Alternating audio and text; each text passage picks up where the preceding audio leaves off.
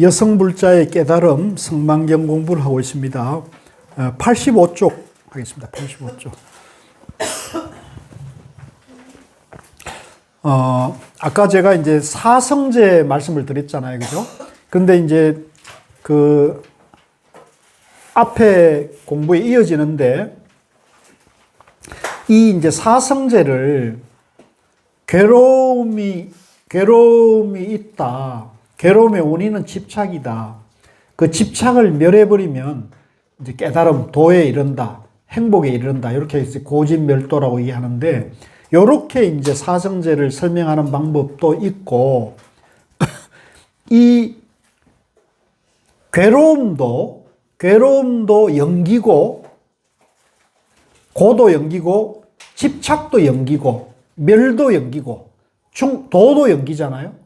그러니까 고집멸도가 그대로 사성제가 그대로 연기다. 이렇게 볼 수도 있다는 거죠.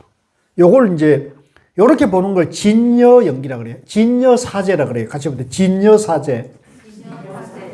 그러니까 앞에서 고집멸도가 있다고 보는 거는 생멸사제. 같이 보면 생멸사제. 생과 멸이 있다고 보는 생멸사성제고, 생멸이 아니라 진여, 괴로움이 그대로 진리다. 괴로움이 그대로 연기이기 때문에 고집멸도가 그대로 연기다. 이렇게 봐버리면 그대로 진여가 된단 말이에요. 그걸 진여사제, 중도사제라 그래요. 이게 이제 성철스님 101번문에 이게 집중적으로 설해져 있어요. 근데 이게 이제 이 성만경에 이렇게 설명이 되어 있는 걸 보고 제가 굉장히 이 성만경이 이런 책이구나 하는 걸 알게 됐는데, 이제 그러니까 사성제를 보는 방법은 생멸로 보는 건 지금 남방불교에서는 생멸로 해석을 한단 말이에요. 대성에서는 진여로 해석한다는 거죠. 그 차이가 있다. 그러니까 어느 것이 옳고 그러냐 이렇게 볼 건 아닌데, 그렇게 보면 또 양변에 빠지니까 이제 방편으로는 생멸사제로 설명하는 거고, 이제 깨달은 부처님의 안목에 봤을 때는 진여사제가 되는 것이다. 이렇게 보는 거죠. 자, 85쪽에 지금까지 8가지 성제의 뜻을 말하였는데, 열애가 설하신 사성제는 이 중에 조작 없는 사성제에 해당합니다. 아까 제가 말씀드린 진여사제를 말하는 겁니다. 오직 열애, 응공, 정등각만이 끝까지 해낼 수 있는 것이며 아라한과 벽지불의 힘으로는 미치지 못합니다. 그러니까 이런 얘기를 남방에 계신 분들이 들으면 좀 서운해 할지 모르지만, 남방에서 지금 그 공부하고 설명하는 생멸사성제로는 이 진여사제를 이해할 수가 없는 거예요. 이해할 수가 없는 거예요. 아시겠죠? 그래서 그걸 이제 그렇게도 공부해서 익혀지지만 진여로 보는 관점도 있다. 이걸 이제 우리가 알고 있어야 되고, 그렇게 볼 수 있는 능력이 생기면, 지혜가 생기면 공부가 굉장히 전환이 되겠죠. 향상이 되겠죠. 그러니까 시야가 확 넓어지는 거죠. 그래서 우리가 대성불교의 이런 정견, 선종의 이 정견이 이런 장점이 있다는 거죠. 근데 이제 대성교학에서는 진여사성제를 말하지만은 선종은 또 뭐냐면 어떤 특색이 있냐면 그걸 이렇게 생각으로 보는 게 아니고 마음을 그렇게 쓰는 걸 말하는 거예요. 마음이 그대로 행해지는 걸 말해요. 그러니까 이 선이 사실 굉장히 위대한 거죠. 위대한 발견이죠. 정말로 대단한 거죠. 그래서 저는 우리 한국 불교에 이 선종이 전성되고 있다는 것을 굉장히 고마워하고 기쁘고, 정말로 저는 이걸 조금 이해하고 이 가치에 눈을 뜨니까, 우리 한국 불교와 이 조계종이 정말로 보배롭고 고귀한 그런 수행 공동체구나 하는 것에 제가 자각이 좀 됐어요. 그러니까 사실은 대한불교 조계종이 이 인류 문명사에서 저는 가치로 보면 가장 고귀한, 가장 위대하고 가장 훌륭한 가르침을 전승하고 있는 종파거든요.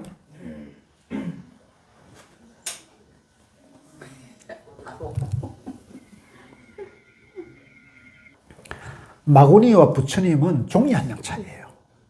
제가 늘 말씀드리잖아요. 마구니와 부처는 종이 한 장 차이인데, 부처님은 깨달아도 최고의 지혜를 완성을 해도 밝혀도 거기에 집착하지 않아요. 내가 깨달았다, 내가 부처다 라는 상을 내는 것도 아니고 거기에 집착하고 그걸 권위를 내세운 게 아니란 말이에요. 근데 깨달았다 하면서 내가 이만큼 공부했다, 내가 이만큼 지냈다고 그걸 내세우는 사람들이 있어요, 없어요? 있죠. 그게 마구니가 되는 거예요. 그게 마구니가 되는 거죠. 아시겠죠? 그래서 반드시 정견을 세우고 공부하지 않으면 이런 장난이 이제 일어나는 거예요. 굉장히 무서운 장난이 일어나는 건데, 그 장난이 어디서 오느냐? 어디서 왔겠어요, 그 장난이? 밖에서 왔겠어요? 안에서 왔겠어요? 내 안에 있는 거예요, 내 안에. 누구든지 다 그런 마음을 가지고 있는 거거든요. 누구든지 그런 마음이 우리 안에 다 있어요. 근데 이 부처님의 가르침은 뭐냐면, 그런 그 마구니, 그런 삿된 생각을 끊임없이 이거를 이제 내려놓고 다스려서 바른 말, 바른 행동으로 가야 된다는 걸 하는 거잖아요. 그래서 이게 공부가 많이 되고, 공부가 오래되고, 공부가 잘 되는 사람은 그 공부한 만큼 마음이 편안해지고, 마음이 밝아지고, 삶에서 여유가 있는 거예요. 아시겠어요? 꼭 깨치지는 못하더라도, 그죠? 저처럼 못 깨달았더라도, 저처럼 못 깨달았다 하더라도, 예, 공부한 만큼 행복하고 공부한 만큼 좋은 거예요. 안 그렇습니까? 제가 늘 말씀드리잖아요. 부산에서 서울 오는 걸 친다면, 깨달음으로 친다면, 저 과천까지 왔고 수원까지 온 사람들은, 그죠? 아직 서울은 못 봤더라도 며칠이면 이제 서울 가는 거 아닙니까? 그죠? 그리고 그런 것조차도 즐길 수 있어야 돼요. 즐겨야 돼요. 그래서 우리 도반들이 여기서 공부하는 거에 대해서, 이 공부하는 게 좋다, 가치가 있다, 이걸 느끼시면서 내가 비록 깨닫지 못하더라도, 내가 완전하지는 못하더라도, 이 공부한 만큼 내 마음에 여유가 생기고, 남을 대할 때 남을 배려하고 존중하는 마음이 나고, 그런 어떤 갈등이나 크고 작은 생활에서 부딪힘이 있더라도, 그걸 지혜롭게 내 안에서 그거를 녹여나가고, 그거를 이렇게 극복할 수 있는 그 내면에 그런 힘을, 지혜와 힘을 자꾸 개발하는 거거든. 다른 거 없습니다. 다른 거 별 뭐 없어요. 그것밖에 없어요. 그래서 요즘 흔히 쓰는 말로 소확행이란 말이 있잖아요. 소소하고 확실한 행복. 그게 우리 평상심이 도와 가까이 있는 말이에요. 그러니까 일상의 소소하고 확실한 행복을 누리셔야 된다고요. 그죠? 소소하고 확실한 행복. 그러니까 우리 오늘 뭐 이렇게 과일 오고 빵, 맛있는 빵 이런 것들이 행복한 거잖아요. 그 즐길 수 있어야 돼요. 즐길 수 있어요. 또 이걸 준비하면서 이거 마음이 있잖아요. 시장 가서 장 보고 하고 그거를 이제 하면서 그걸 즐겁게 남 공양하고 이렇게 하는 것이 그것이 그대로 즐거운 것이죠. 그것이 행복이고 삶이지 그걸 떠나가지고 뭐 다이아몬드가 생기고 무슨 뭐 강남에 아파트가 생기고 그것 때문에 전쟁이 나고 싸워요. 그것 때문에 불행에 빠진 사람도 많아요. 우리 전두환 대통령은 대통령이 꿈이었는데 대통령 해가지고 감옥 갔잖아요. 자기 대통령 하려고 얼마나 많은 사람들을 희생시켰어요. 그런 걸 생각해야 되거든요. 그러면 안 되거든요. 내가 원하고자 한다면 그걸 하면은 나도 이롭고 남도 이로운 그거를 택해야 된다는 거지. 그게 부처님의 지혜인 거죠. 전두환 씨도 자기 불자라고 부르는 것 같은데 너무 부끄러운 일 아닙니까? 어디 가서 우리가 불교를 부끄러운 일이죠. 그래서 참 안타까운 거예요. 그래서 저는 이 불교가 바로 서야지 대한불교 조계종이라는 위대하고 정말로 훌륭한 가치 집단이 있는데 우리 안에 스스로 지금 이렇게 안타까운 모습이 이제 안타까운 거죠. 그래서 우리가 땅에 넘어진 사람은 땅을 짚고 일어서야 한다는 말이 있듯이 우리 대한불교 조계종이 어려워졌다면 대한불교 조계종을 바로 세우는 것이 인류에 기여하는 길이다. 이렇게 생각이 들어요. 저는 그렇게 생각하고 살아가고 있습니다. 제가 저도 부끄럽고 못난 사람입니다만은 이제 아는 만큼은 행해야 안 되겠습니다. 그렇지. 왜 또 그런 말씀을 하시오? 박수 치려는 아닌 것 같아요. 예, 지금 그 얘기를 하는 거니까요. 예, 그래서 85쪽 위에서 네 번째 줄에 왜냐하면 상중하에 우열이 있는 법을 가지고는 열반을 얻을 수 없기 때문입니다. 그러니까 양변이 있거나 우열이 있고 안다 모른다 잘났다 못났다 이런 생각이 있으면 절대 깨달을 수가 없어요. 그러면 그것은 이제 양변에 떨어진 거예요. 망상에 떨어진 거예요. 열애만이 조작 없는 성제에 대해 끝까지 해낼 수 있다고 하는 것을 어째서 그렇습니까? 열애, 응공, 정등각은 고통을 다 알고 번뇌를 다 끊으며 번뇌에 속하는 고통의 원인을 다 초월하고 의생신들이 겪는 고통의 소멸을 얻고 고통의 소멸에 이르는 방법을 다 닦기 때문입니다. 그러니까 분별 망상을 완전히 없애서 나라는 생각도 없었고 내가 깨달았다는 생각조차 없어야 그게 열애의 완전한 지혜를 성취하는 것이라는 얘기거든요. 그러니까 거기에는 어떠한 티끌만한 뭐도 없어야 되는 거죠. 그래서 이 하늘과 하나가 되는 거고, 그죠? 이 산과 하나가 되는 거고, 온 중생의 고통과도 하나가 될 수 있어야 된다는 거죠. 우리가 고통이고 전쟁이기 때문에 피하고, 뭐, 살아있는 거, 이런 것만 그런 게 아니라는 거죠. 예, 그래서 이런 걸 알려주기 위해서 부처님이 이제 하루 한 끼 드시고 걸식을 하셨다는 거죠.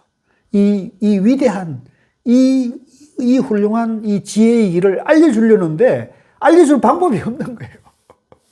알려줄 방법은 설법인데 설법 갖고는 그 말에 대해서 의심하고 불신하는 사람이 또 있으니까 그냥 행동으로 보여주는 거예요. 행동으로. 그 행동을 보여주는 게 글식이에요. 글식이 그냥 하는 게 아니란 말이에요. 근데 우리는 이제 지금 우리 불교는 그런 행동은 보지 않고 말을 갖고 따라가는 경향이 있거든요. 저도 마찬가지고 그런 게 있는데 이걸 바로 세워야 되는데 이 말이나 문자보다도 부처님의 행동을 우리가 배워야 된다는 거죠. 그래서 저는 이제 늘 말씀드리지만 성철 스님, 고우 스님은 초파일 돼도 연등 못 달게 자기 마음의 등을 밝히는 거예요. 자기 마음의 등을 밝혀야지 무슨 초파일에 와가지고 등 달아가지고 면피하고 이건 오히려 엎짓는 일이 된다. 또 그 돈이 들어왔을 때 그 돈을 제대로 쓰느냐 말이죠. 또 그런 문제가 있는 거거든요.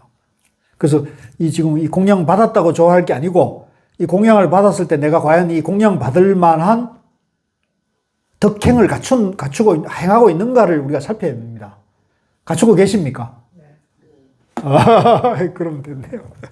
그 얘기를 하는 겁니다. 자, 그래서 자, 밑에 문단 세존이시여 대상이 없어진다고 해서 그것을 고통의 소멸이라 하진 않습니다. 어째서 그렇습니까? 고통의 소멸한다는 말은 시작도 없고 조작도 없고 일어남이 없고 끝도 없는 영원히 머물며 움직이지 않는 본성이 깨끗하여 번뇌의 껍질을 벗어남을 뜻하기 때문입니다. 세존이시여 여러께서 겐지스강의 모래알보다 많은 해탈의 지혜와 불가사의한 법을 성취하는 것을 법신이라 합니다. 자, 요 법신이라는 말을 많이 들어요. 법신은 쉽게 말하면 깨달음의 몸 또는 진리의 몸이란 뜻이거든요. 그러니까 이 법신이 꼭 내가 깨달아가지고 이게 진리의 몸이다 라고 해석하는 방법도 있고요.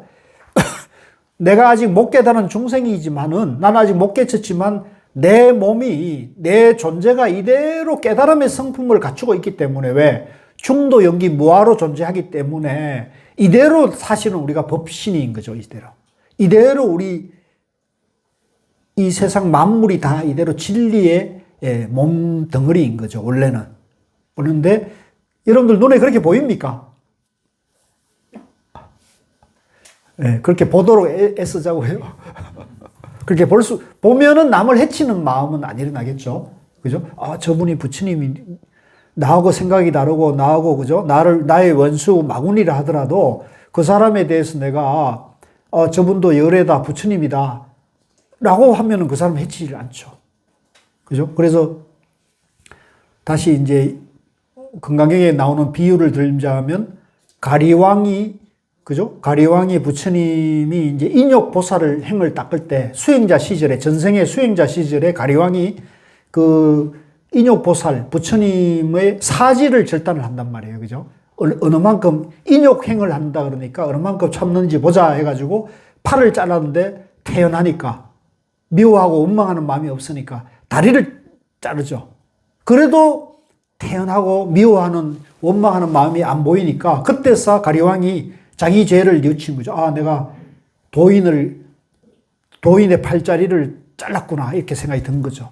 그러니까 자기가 잘못했다는 걸 뉘우치면서 다시 이제 예배를 하죠. 수행자에게 예배를 하면서 이제 제 죄를 제가 참회를 합니다. 잘못했습니다. 빌면서 부디 도를 이루시면 나를 가장 먼저 구제해 주십시오. 이렇게 부탁을 하거든요. 그게 가리왕입니다. 그래서 다시 돌아와가지고 우리 도반님들도 아무리 왼수고 마구리더라도 여러분들 뭐 팔을 자른 사람은 없잖아요. 다리 자른 사람도 없잖아요. 그러니까 원수 마구니도 부처로 볼 수 있습니까? 못 봅니까? 못 보는 갑네. 그러면은 그거는 뭐 보지 말고 그러면 여러분들이 그 사람에 대해서 왼수 마구니에 대해서 미워하거나 원망하는 마음을 일으키지 않는 건 어때요? 가능할 것 같아요? 어려워요? 네. 제가 이제 요즘은 내가 이런 말을 해도, 이런 걸 얘기해도 될지 모르겠습니다만, 저는 요즘은 화를 내는 사람, 화를 가지고 있는 사람은 부처님 제자가 아니다, 이렇게 보는거든요. 어떻게 생각하세요? 우리도 교수님 말씀을 하도 들어가지고 네. 그런 생각이 세뇌돼가지고. 네. 그러니까 우리 다 화가 있으면, 화가 있으면 그거는 중도 정견이 아직 안 선 거예요. 아시겠어요? 그래서 이런 그 기준점을 가지고 살면은 여러분들이 못 깨쳤더라도 내 안에 내가 화를 가장 먼저 느끼잖아요. 그죠?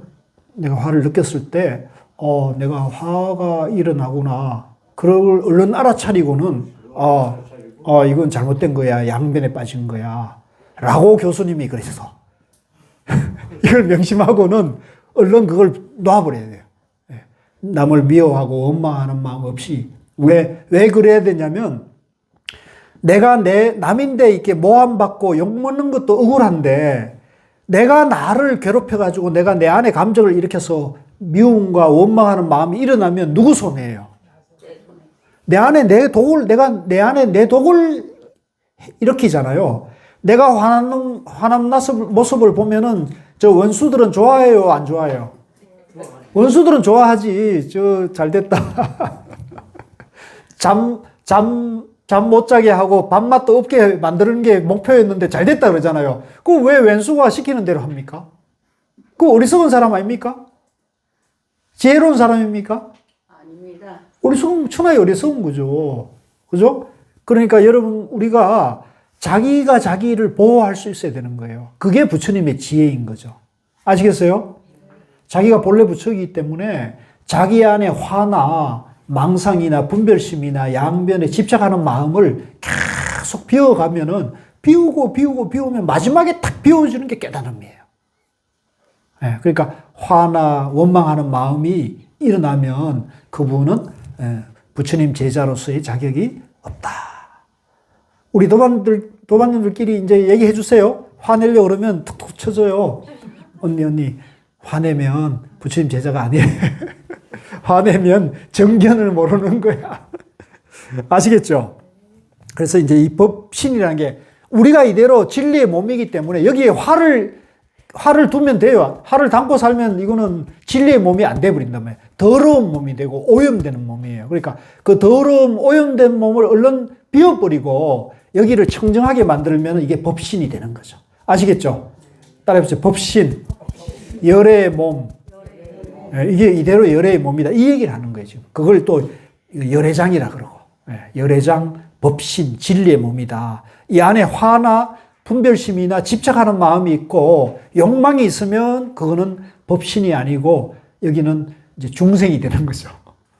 본래 진리의 몸인데 중생심으로 우리가 오염되는 거죠.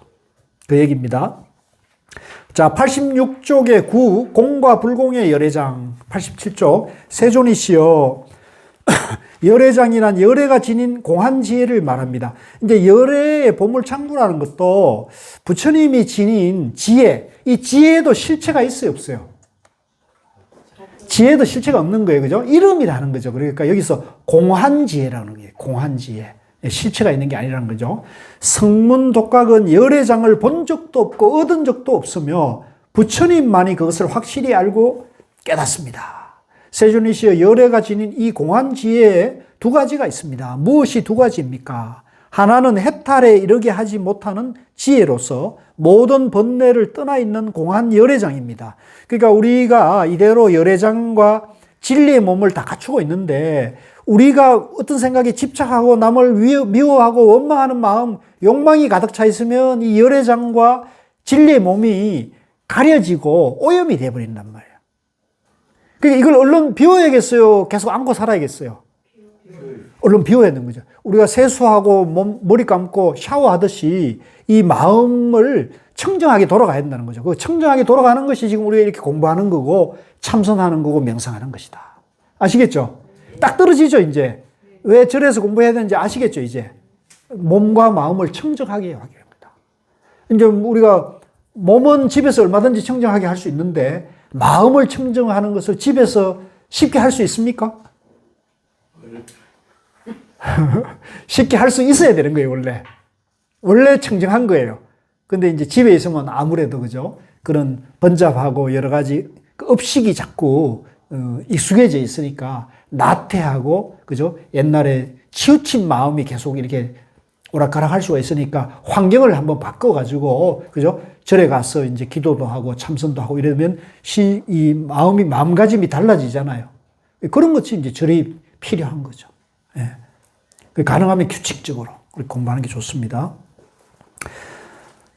열애가 지닌 이 공한 지혜에는 두 가지가 있습니다. 무엇이 두 가지입니까? 하나는 해탈에 이르게 하지 못하는 지혜로서 모든 번뇌를 떠나 있는 공한 열애장입니다. 세존이시여 또 하나는 겐지스강의 모래알보다 많은 부처의 해탈 지혜와 불가사의한 법을 담고 있는 공하지 않은 열애장입니다. 세존이시여 큰 성문들은 믿음을 통해서 이 두 가지 공의 지혜에 들어갈 수가 있습니다만 세존이시여 그러나 성문 독각이 가진 공성의 지혜는 네 가지 전도된 경계를 대상으로 하여 관하기 때문에 그들은 열애장을 본 적도 없고 얻은 적도 없다고 한 것입니다.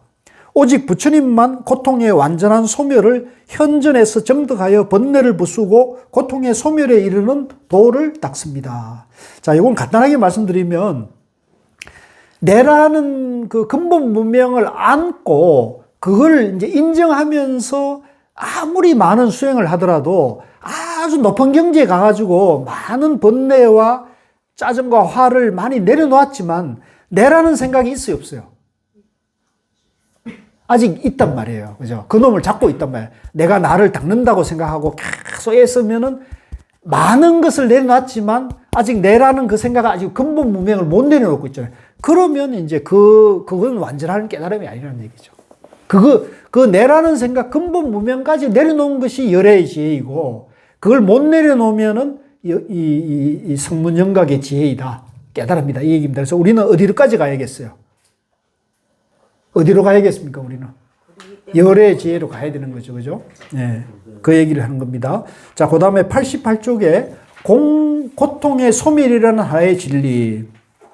89쪽 세존이시여 이 네 가지 성스러운 진리 중에서 고집멸도 세 가지는 무상하고 하나는 영원합니다. 자, 이번엔 요건 묘한 말씀을 하셨어요. 이제 아까 우리가 고집멸도 사성제를 공부했는데 고집도는 무상하고 멸은 영원하다 그랬어요. 이건 저는 여기서 처음 봤는데요. 왜냐하면 세 가지는 변화를 속성으로 삼기 때문입니다. 근데 저는 이 본문이 때문입니다. 변화를 속성으로 삼는다면 그것은 무상한 것입니다. 이건 맞아요. 무상하다는 것은 파괴되는 것이며 파괴되는 것은 진리가 아니고 영원한 것이 아니며 의지처가 될 수 없습니다. 맞죠? 모든 것이 변화하니까. 그러므로 세 가지 진리는 근본적인 뜻에서 보면 진리가 아니고 영원한 것이 아니며 의지처가 아닙니다. 맞죠? 고진멸. 근데 이제 여기서는 어떤 문제가 있냐면 이 도라는 것을 어떻게 볼 것이냐 이 문제가 좀 있거든요. 그래서 이 부분은 저는 솔직히 말씀드려서 제가 공부한 견해로는 이것은 조금 제가 이해 못한 것일 수도 있고 아니면 이 경문의 정리가 잘못됐을 수도 있다고 볼 수 있는데 제가 잘못 봤을 수도 있죠. 제가 몰라서 그럴 수 있다고 저는 생각하고 이 부분은 저는 조금 앞으로 좀 공부를 좀 더 해가는 걸로 그렇게 해야겠다 싶은데 뭐 그렇게 그 정도로 하고 넘어가도 되겠습니다. 90쪽에 11 하나의 의지처. 자, 91쪽입니다. 세존이시여 고통의 소멸이라는 진리 하나만이 변화의 속성을 벗어나 있습니다. 변화의 속성을 벗어난다면 그 성품이 영원히 머물 테고 성품이 영원히 머문다면 파괴되지 않는 것입니다. 파괴되지 않는다면 그것은 진리이고 영원한 것이며 의지처가 됩니다. 세존이시여 그러므로 고통의 소멸이란 진리는 궁극적인 차원에서 진리이고 영원한 것이며 의지처가 되는 것입니다. 이것도 앞에 그와 연관해가지고 좀 제가 그동안 공부한 걸로는 이게 잘 이해가 안 되는 부분이에요. 그러니까 아까도 말씀드린 고, 집, 도 요 세 가지는 변화한다 그랬단 말이에요. 그죠? 실체가 없는 것이다. 이건 이제 이해가 돼요. 근데 지금 여기서는 멸을 지금 성제로 보잖아요. 멸을 불변의 변화의 속성에 벗어나 있다. 영원하다고 지금 보고 있는 거거든, 멸을. 근데 그 멸이 영원한가? 멸을 혹시 제 생각에는 멸을 깨달음으로 보진 않을까요? 이게 멸한다 했을 때 이게 그게 아무것도 없어지고 이제 공함이 되는 거잖아요. 그래서 여기서 그걸 멸해버리면 깨달음으로 보기 때문에 이거 의지처라고 하지 않는다라고 하지 않았을까요? 이제 그래서 저도 지금 말씀하신 대로 이거를 이제 그렇게는 생각을 해봤어요. 이것을 멸이라는 것이 그러니까 말 그대로 욕망과 그 삼독심이 이제 멸한다, 없앤다, 사라진다. 그러면 깨달음이잖아요. 모든 번뇌를 멸해버리면 깨달음이 되는 거잖아요. 이제 그렇게는 해석은 할 수 있을 것 같아요. 그죠? 모든 번뇌 망상, 일체의 번뇌 망상을 멸해버리면 해탈의 경지고 니르바나니까 그렇게는 해석이 되는데 근데 그 경지 자체를 또 궁극적인 영원한 것이라고 이렇게 얘기한다는 것도 저는 그래서 이것도 그냥 방편으로 봐야 될 것 같다 이런 생각을 해봤어요. 방편으로. 네. 방편으로 보면은 설명이 되거든요. 그래서 여기서 이게 도다, 이게 영원하다 이런 것도 방편으로 봐야지 이거에 집착하게 되면 또 문제가 생길 것 같아서 그래서 요 본문도 방편이다 이렇게 봐야 된다. 그래서 다시 들어오자면 우리는 이제 제가 배운 건 그래요. 이제 우리가 중도로 존재하기 때문에 이제 중생이다 부처다 하는 양변이 있잖아요. 그러면 중생이다 부처다 하는 것을 쌍차하고 쌍조하면 중생과 부처를 다 비우고, 그죠? 양변을 떠나가지고, 양변을 떠난 그 자리에서 지혜가 나오면은 이제 이게 자유자재해지는 거란 말이에요. 이게 중도란 말이에요. 그러니까 자유자재가 이게 지혜인데, 깨달음의 경계인데, 여기서는 멸을 영원한 진리로 얘기하니까, 그것도 또한, 그러다면, 멸은 생의 반대말이니까, 멸을 지금 이제 영원하다고 얘기하는 것을 여긴 주장하고 있으니까 이거는 이렇게 말하면 이게 중도 생이 안 생기죠. 그러니까 멸하면 생이 안 생기는데 뭐 말은 그렇게 되죠. 말은. 근데 그렇게 되면은 생멸의 분별에 지금 떨어져 있는 문제가 있는 거잖아요. 그래서 그런 문제가 있어서 이것도 이제 이치는 모든 번뇌를 멸해야 된다. 그래야 완전한 깨달음을 간다. 이렇게 이해되잖아요. 근데 그것도 방편으로 봐야지. 그것을 내세워 놓고 그걸 마치 그 진리인 양 해버리면 이제 또 양면에 떨어진다. 저는 그렇게 이해를 했습니다. 그렇게 하고 넘어가죠. 예, 우리 마테오 거사님이 일치월장하셨어요. 지금 저를 이제 저인데 지금 가르치고 있지. 자, 92쪽 12 전도와 진실. 오늘 이거 끝내도록 하겠습니다. 93쪽에 세존이시여 고통의 소멸이라는 이 진리는 불가사의합니다. 이제 이게 아마도 걸렸던가 봐요. 그래서 이걸 계속 설명하고 있어요. 중생의 심식으로 생각할 수 있는 경계를 넘어서 있으며, 이제 이렇게 말하는 건 맞죠. 이 깨달음의 진리는, 그 자리는 생각으로는 어느 문자나 사유로는 그건 알 수가 없는 것이다. 성문 독각의 지혜로 파악할 수 있는 경계도 아닙니다. 선천적인 시각장애인이 갖가지 색을 볼 수 없듯이, 그러니까 우리가 이제 맹인, 눈이 먼 사람은 색을 분별할 수 없잖아요. 태어난 지 1회밖에 안 된 아기가 해를 쳐다보지 못하듯이, 마찬가지로 고통의 소멸에 관한 진리도 범부들이 마음의 아르마리로는 생각할 수 있는 대상이 아니며 성문 독각들이 지혜로 파악할 경계가 아닙니다.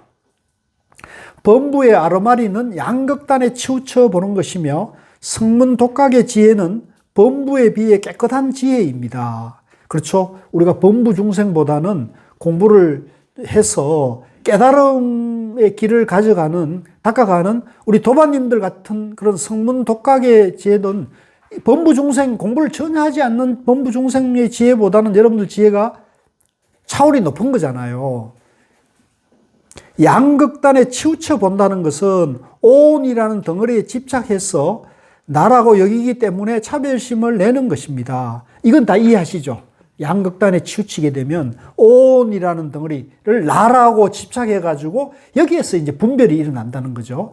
여기에는 두 가지가 있습니다. 무엇이 둘입니까? 영원하다고 보는 견해와 아주 없어진다고 보는 견해. 이제 영원하다고 보는 견해를 상견, 이제 없어진다고 보는 견해를 단견이라고 그래요. 따라해보세요. 상견, 단견. 그러니까 요 정도는 여러분들이 알고 계셔야 돼요. 세존이시여 생사가 무상하다고 보는 것과 열반이 항상하다고 보는 것은 상견이나 단견이라 하지 않아야 바른 견해입니다. 그러니까 생사가 무상하다고 보는 것과 열반이 항상하다고 보는 것은 상견이나 단견이라 하지 않아야 바른 정견이다. 맞죠? 그러니까 이제 이런 게 얼마 전에 큰 사건이 있어가지고 이런 걸 봐야 되는데. 왜냐하면 그렇게 헤아리는 이는 95쪽입니다. 각가지 기관을 볼 때 느낌, 사유 등의 현재 법이 무너져 없어지는 것만 볼 뿐 계속 이어지는 면을 알지 못하고 지혜의 눈이 멀어 아주 없어진다는 생각을 일으키기 때문이며 마음이 끊임없이 이어지는 것은 찰나찰나 무너져 없어지기 때문인데 어리석어서 명확하게 알지 못하고 의식의 경계에서 영원하다는 생각을 일으키기 때문입니다. 이제 어려운 말인데요. 이제 이건 이런 것 같아요. 죽으면 끝이지 뭐 이런 생각이 있잖아요. 그럼 그 죽으면 끝이지 그러면 양변입니까? 중도입니까? 양변이잖아요. 그죠? 죽으면 끝이잖아요. 생사의 양변에서 지금 하는 행위거든요. 그럼 그건 업이 되는 거예요. 업이 되는 거예요. 그런데 이제 생과 사를 넘어서, 그죠? 생과 사를 넘어서 이제 초월한 그 깨달음의 경지에서는 이제 삶과 죽음이 하나다는 거, 일여하다는 거, 둘이 아니다는 이치가 이제 정득된 사람이라면 이제 그건 다르겠죠. 정득된 사람, 마음이 이제 해탈된 사람이라면. 자, 그 다음에 95쪽에 위에서 두 번째 문단, 세존이시여 그러나 그러한 것들은 분별과 화열한 견해를 넘어서 있습니다. 어리석은 범부들이 망령되이 엉뚱한 생각을 일으켜 뒤바뀐 견해로 이해하고 집착하기 때문에 아주 없어진다거나 영원하다고 여기는 것입니다. 세존이시여 뒤바뀐 견해를 갖고 있는 중생은 무상한 오온의 나를 영원하다고 생각하고 괴로운 나를 즐겁다고 생각하고 주체가 없는 나를 주체가 있다고 생각하고 더러운 나를 깨끗하다고 생각합니다. 그렇죠. 우리가 이제 전도몽상이 나라고 할 실체가 없는데 내가 있다는 그 전도망상 속에 사는 사람은 내가 영원하고 나는 옳고 나는 있다고 생각하고 나는 깨끗하다고 생각한다는 거죠. 이게 이제 착각인 거죠. 성문 독각의 청정한 지혜로는 열애의 경계와 부처님의 법신을 본 적이 없습니다. 혹시라도 어떤 중생이 열애를 믿기 때문에 열애에 대해 영원하다, 즐겁다, 주체가 있다, 그리고 깨끗하다는 생각을 일으킨다면 그것은 뒤바뀐 견해가 아니라 바른 견해입니다. 그러니까 우리가 이제 이 부처님 법문을 듣고 이 경전을 공부해가지고 내라는 것이 중생이고 착각이고 부처님의 깨달음 세계가 있구나. 그리고 내 안에 부처님의 깨달음 세계가 본래 다 갖춰져 있다는 것을 우리가 이해해서 그런 깨달음의 마음으로 가는 것을 우리가 성문정각이라면 그런 견해, 바른 지혜가 있고 바른 깨달음의 길이 있다는 것을 믿고 그렇게 가는 사람은 정견이란 얘기죠. 정견이란 얘기입니다. 바른 견해랍니다. 왜냐하면 열애의 법신은 영원한 바라밀이며 즐거운 바라밀이며 주체가 있는 바라밀이며 97쪽입니다. 깨끗한 바라밀이기 때문입니다. 중생들이 이렇게 본다면 그것을 바르게 본다고 합니다. 그러니까 우리가 이제 아직 깨치지 못하더라도 내가 불교에 대해서 이제 확실하지 못하더라도 부처님의 깨달음 세계의 가르침을 듣고 내가 그 길로 닦아간다면 그것이 이제 지혜의 바라밀이고 방편으로 간다는 거죠. 97쪽입니다.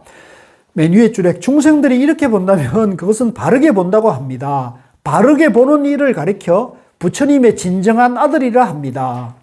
바르게 보는 일을 가리켜. 이제 맞아요. 그 복사물이 나옵니다. 미안합니다. 제가 복사물 있죠. 그 제가 이걸 책을 만들면서 저는 이 파일을 다 줬다고 생각했는데 보니까 그 가게 아저씨가 요까지만 한 거예요. 그래서 내가 이걸 뒤에 보고 어떻게 이렇게 됐냐고 그랬더니 교수님이 여기까지만 하라 그랬습니다. 가지고 그분이 좀 고지시 있어서 그런지 뒤에 이게 남아 있으면 교수님 그 뒤에 남아 있네요. 이렇게 해갖고 전화라도 할 것이지 그냥 이마야죠. 해갖고 책을 참 안타깝네. 네. 복사하실 때는 이렇게 잘게 하면 안 보여요. 그것도 알아요. 근데 내가 기술이 안 돼가지고 그래. 네, 여기도 이렇게 공간이 있는데. 예, 그러니까요. 아쉬움이 있는데 내가 그 능력이 안 돼서 그래. 능력. 그러니까 전문가들이 따로 있는 거죠. 그러니까. 아니, 자, 그래서 그러니까 좀 이해해 주시고요. 자, 97쪽. 이 책이 97쪽이라는 이거. 예, 프린트문 97쪽입니다. 97쪽의 위에서 두 번째 문단에 세존이시여 청정한 아니다. 위에서 세 번째 줄에 바르게 보는 일을 가리켜 부처님의 그러니까 정견을 갖춘 사람이 부처님의 진정한 아들이라는 거죠. 아시겠어요? 네. 여러분들은 부처님의 진정한 아들, 딸입니까? 아직요. 아직. 네. 그러니까 우리가 화가 없어야 부처님의 진정한 아들이고 정견을 갖춘 것이다. 아시겠죠? 부처님의 입에서 나왔고 바른 법에서 나왔고 법의 교화에서 나왔으니 불법에서 자기 몫을 얻은 이입니다. 세존이시여 청정한 지혜란 성문 독각들의 지혜 바라미를 말합니다. 그러나 그들의 청정한 지혜로도 고통이 소멸된 자리는 볼 수 없습니다. 하물며 고통이 소멸된 자리를 성인의 부류에 합류하는 네 가지 지혜로 닦을 수 있겠습니까? 어째서입니까? 삼성을 닦아서 법에 대하여 어리석지 않은 자는 미래의 저 이치를 깨달을 것이 확실히 알아낼 것이기 때문입니다. 자, 우리가 이제 가사, 이 부처님의 깨달음 세계에 대해서 공부해가지고 이해를 하고 믿음을 일으켜서 그 깨달음의 길로 가는 사람이라면 반드시 그 사람은 마침내 깨달음을 이룰 것이라고 얘기한다는 거죠. 그러니까 지금 우리 도반님들이 내가 아직 좀 미심쩍은 것이 있고 아직 공부가 아직 막힘이 있더라도 그 길을 가는 한은 우리가 반드시 깨달을 수가 있는 거예요. 중간에 포기해서 안 가면 못 깨닫는 거죠. 그러니까 계속 가야 되는 거예요. 계속 가야 되는 거예요. 가는 한은 우리는 깨달음으로 간다. 이 얘기를 하고 있는 거예요. 세존이시여 이 네 가지 지혜는 세간법입니다. 세존이시여 성인의 부류에 합류하는 하나의 지혜는 성인의 부류에 합류하는 다른 지혜들 중에 가장 높습니다. 궁극적인 의미에서 성인의 부류에 합류하는 지혜가 되고 귀처가 되니 이것이 고통이 소멸한 자리입니다. 그러니까 우리가 이제 내가 이제 괴로움이 있는데 그 괴로움을 내가 내 마음속에서 없애는 그것이 한 번이라도 되면 고통을 소멸한 자리를 자기가 알게 되잖아요. 누가 압니까? 자기가 알게 되잖아요. 그러면 자기 안에 내가 고통을 없애는 자리가 있구나. 그런 지혜가 있구나. 그런 능력이 있구나라는 걸 이해하게 되고 믿게 되잖아요. 그러면 고통을 한 번만 없애겠어요? 계속 없애갈 수 있을까요? 계속 없애갈 수가 있는 거죠. 그러니까 여러분들 보고 제가 한 번만 하라는 거예요. 한 번만.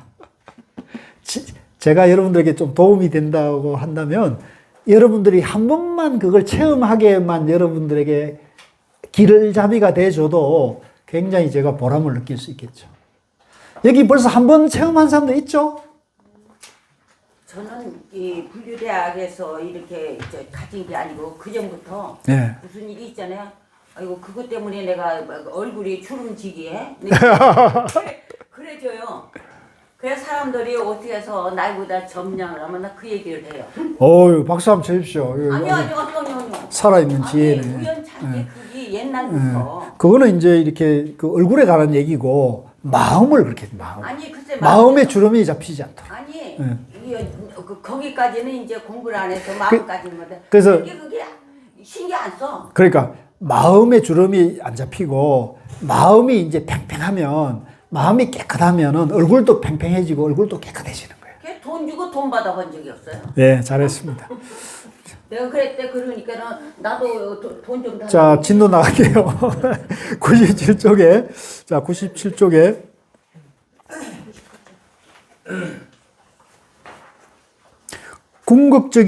맨 밑에 궁극적인 의미에서 성인의 부류에 합류하는 지혜가 되고 귀처가 되니 이것이 고통이 소멸한 자리입니다. 이제 한 번만 하면 돼요. 한 번만.